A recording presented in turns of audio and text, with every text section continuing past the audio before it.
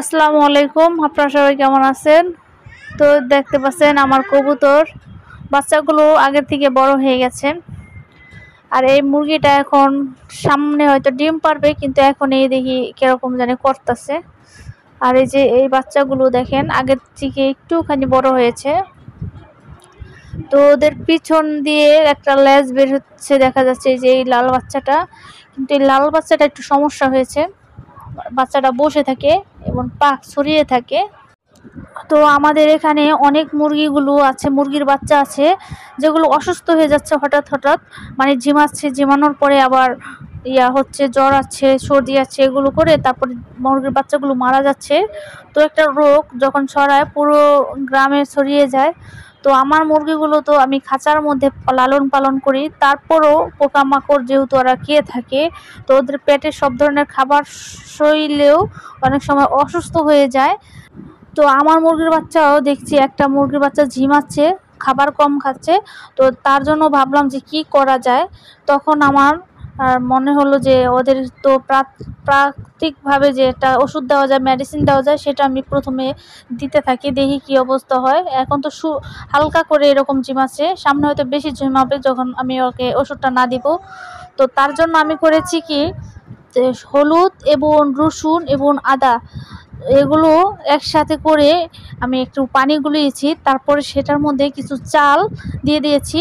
চালটা দেওয়ার পর কি হয়েছে, আমি রেখে দিয়েছি, কয়েক ঘন্টার পর চালটা দেখবেন ফুলে ডবল হয়ে যাবে। তখন কি হবে, ওই হলুদের পানিটুক যতটুকু অল্প পানি দিবেন, যাতে করে চালটা মানে সূচে খেতে পারে, সূচে নেয়।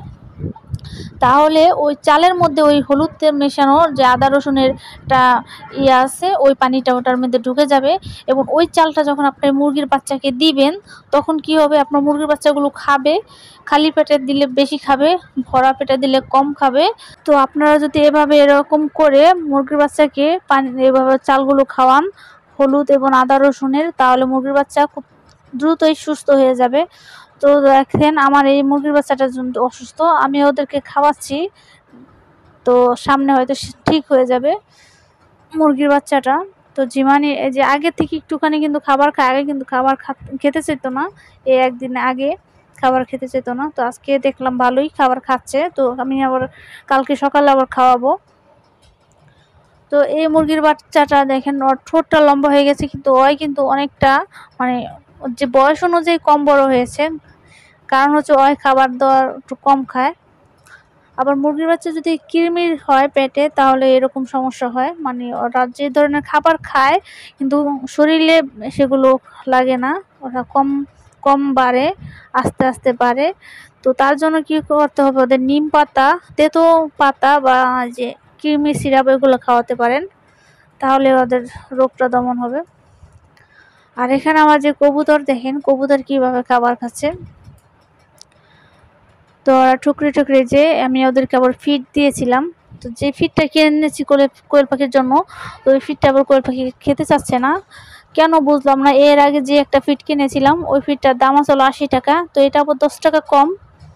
তো এটা 10 টাকা কম, তো তার জন্য নাকি এটার মধ্যে কিছু উপাদান কম আসছে জানি না, তো এটা ঠিক মতো খায় না। তো আমি ভাবলাম যে এতগুলো ফিড আনছি, তো ওগুলো তো নষ্ট করলে চলবে না, কোয়েল পাখি না খাক, কবুতরকে দেই, দিয়ে কবুতরও খায়। তো তার জন্য কবুতরকে আমি দিয়েছি। দেখেন কবুতর কিন্তু ফিড খাচ্ছে। তো কবুতরের আবার নতুন বাচ্চা হয়েছে, তো ওরা এই খাবারটা খেয়ে আবার ওদের বাচ্চাদের খাওয়াবে। তো মুরগিতেও খায়, মুরগিকেও আমি দিয়েছিলাম। এই যে এই মুরগিগুলো একটু কম খায়, আরেকটা বাচ্চাওয়ালা দেখলেন, ওই বাচ্চাওয়ালা ওই মুরগিটা বেশি খায়। তো খেতে পারলে ভালো হবে, মুরগিগুলো খুব দ্রুত ওজন চলে আসবে এবং বড় হয়ে যাবে। তো আমার এই মুরগিগুলো আরও ডিম পাড়ার এখনও সময় বাকি আছে, কিন্তু এখন আর লোম ঝরতাছে, শরীরের পশম ঝরতাছে।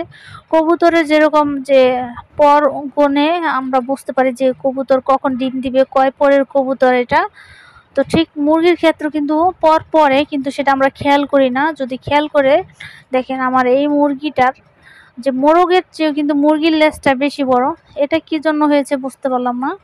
মানে ওই যে একটা মুরগি, ওটা অস্বাভাবিকভাবে লেজটা বড় দেখা যাচ্ছে, মুরগির সাধারণত এত বড় লেজ হয় না। তো আমি ভালো করে একটু দেখানোর চেষ্টা করতেছি আপনাদেরকে যে ক্যামেরা এভাবে ধরলে ক্যামেরার পুরোটা কভার হয়ে যায়। এই যে দেখেন মুরগিটার একটু ধরে হাত দা ধরে দেখাচ্ছি। তো এই যে দেখেন লেজটা অনেক বড় হয়ে গেছে, মানে আমার বারবার ওর লেজের দিকে তাকালে কেমন জানি অস্বাভাবিক মনে হয়। এত বড় লেজ মুরগির ক্ষেত্রে দেখিনি, কিন্তু রাতা যেটা সেটার ক্ষেত্রে দেখছি। তো ওই যে এখন বাইরে চলে যাবে, তো খাঁচার মধ্যে খুব কম থাকে, যেহেতু ওকে ছেড়ে পালতাছি। তো ছেড়ে পালে কি হবে, বাচ্চাগুলো এইখানকারে হয়ে যাবে, মানে অন্য জায়গায় কম যাবে। দেখেন এই যে কিরকম করতেছে মুরগিটা, মানে ওই খুব কম বের হতে চায়, ওই বোঝে না, কারণ ওই তো কখনো বের হয় নাই, ওকে বাইরে ছাড়ি নেই আমি। তো বাইরে ছাড়লে ওই বাইরের মজাটা বুঝে যেত, তখন শুধু বাইরে যেতে যেত। আর তো ওর এখন খাঁচার মধ্যে অ্যাডজাস্ট হয়ে গেছে, খাঁচার মধ্যে থাকতেও স্বাচ্ছন্দ্য বোধ করে। আর ওই যেটা বাচ্চাওয়ালা মুরগি, ওকে কিন্তু খাঁচার মধ্যে বেশিক্ষণ রাখা যায় না, কারণ ওকে আমি ছেড়ে রাখি আবার খাঁচায় রাখি। তো তার জন্য খাঁচায় 10-15 মিনিট থাকলে, হাইস্ট 10 থেকে 15 মিনিট থাকলে ও ছোটাছুটি করে, মুখ দিয়ে খাঁচার ভিতর থেকে কিরকম কল্লা বের করে ছোটাছুটি করে, মানে ওই থাকবেই না। মূল কথা, যখন খাঁচার মুখটা আমি খুলে দেব তখনই ওই দৌড় মেরে বাইরে চলে যাবে। এবং বাইরে যে ও পোকা খাবে, পাতা খাবে, বিভিন্ন ধরনের কীট পতঙ্গ এগুলো খেয়ে থাকে, এবং বালু দিয়ে ছোড়াছুড়ি করে। তো এটা ওর একদম নিত্যদিনের অভ্যাস হয়ে গেছে। দেখেন আমি এই মুরগিটাকে এই খাঁচার মধ্যে একটু দেখছি, দেওয়ার পরে আপনাদেরকে আমি দেখাচ্ছি। দেখেন মুরগিটা কিন্তু বড়। তো দেখেন ওর এই যে পাশটা কানের যে লতির অংশটা দেখছেন, এখানটায় কিন্তু লাল হয়ে গেছে। আর দেশি মুরগির ক্ষেত্রে কিন্তু যখন এই লতির আশেপাশে কানের এইখান দিয়ে তাজটা অনেক লাল হবে, মানে গাঢ় আকার ধারণ করবে, তখন আপনারা বুঝতে পারবেন যে আপনাদের মুরগি ডিম পাড়ার সময় কাছিয়ে আসতেছে। মানে ওই সামনে ডিম পারবে, এখনও পাড়ার সময় হয়নি, মানে সামনে পারবে, হয়তো কয়েক মাস লাগতে পারে, 1 মাস বা 1.5 মাস, 2 মাস, সর্বোচ্চ 2 মাস লাগতে পারে। তো আর 2 মাস পর বোঝা যাবে যে ওই কি ডিমে পুরোপুরি এসেছে কিনা। তখন একদম মুখ দিয়ে উচ্চ স্বরে ডাকাডাকি করবে, ক ক ক ক করবে, সারাক্ষণ শুধু ক ক করবে। কারণ এর আগে আমি মুরগিটা যেটা কেটে ফেলেছি, তো আপনাদেরকে বলা হয়নি, আমি একটা মুরগি কেটে ফেলেছি, যে মুরগিটা অনেকগুলো ডিম পারছে, এর আগের ভিডিওতে দেখেছিলেন। মুরগিটা কেটে ফেলেছি কারণ হচ্ছে মুরগিটা অনেকবার স্ট্রোক করছে, তো আবার কখন মারা যায় তাই কেটে ফেললাম। তো আজকের ভিডিও ছিল এই পর্যন্তই। আপনারা সবাই ভালো থাকবেন, সুস্থ থাকবেন। আসসালামু আলাইকুম।